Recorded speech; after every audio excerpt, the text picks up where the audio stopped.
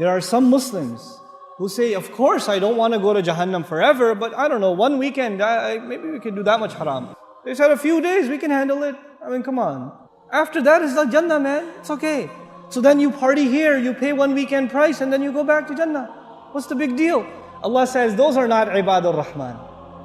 Ibadur Rahman are the people, the special people to Allah are the people who say, Ya Allah, I don't want to see Jahannam, not for a day, not for 2 days, not for a minute, not for a second. I don't want anything to do with Jahannam. Bismillahirrahmanirrahim.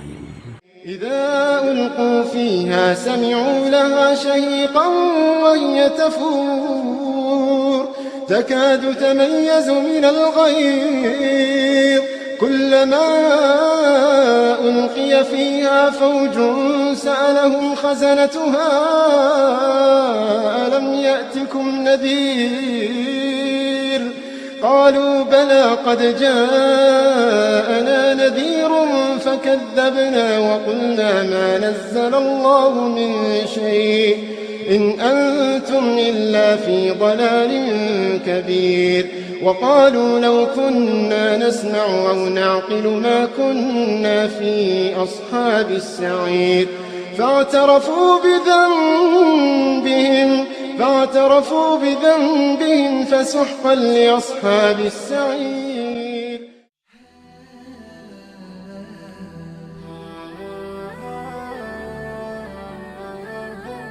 I know it'll take a long time for me to explain this, but I want to take a minute or 5 minutes at least to explain this to you.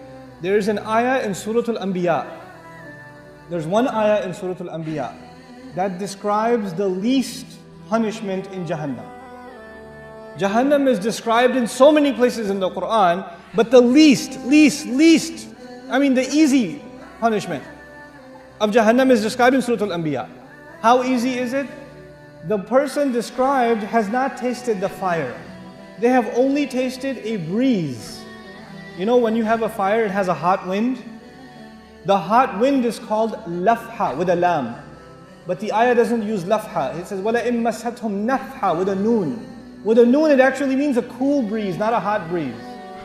And nafha is used when, you know, when you close the door and some hot air comes in as you're closing the door, that the air that comes in or goes out, that's called nafha.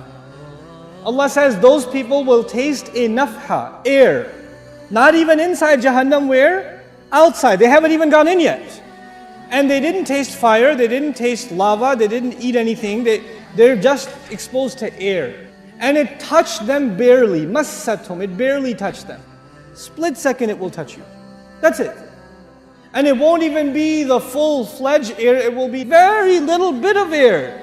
Just tiny little bit. So it's not even the whole door was opened and the wind came in. A little bit of it opened and a little bit of an air came out and you felt it on your skin just for a split second.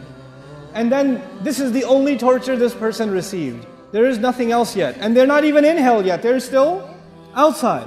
That's evident from the word nafha. He says, Ya waylana, the person swears, I have never felt more torture ever in my life. This is the worst, I must be in the worst part of hell. Wayl, the Rasul ﷺ describes wayl as the worst part of hellfire, so scary that hell itself is afraid of it.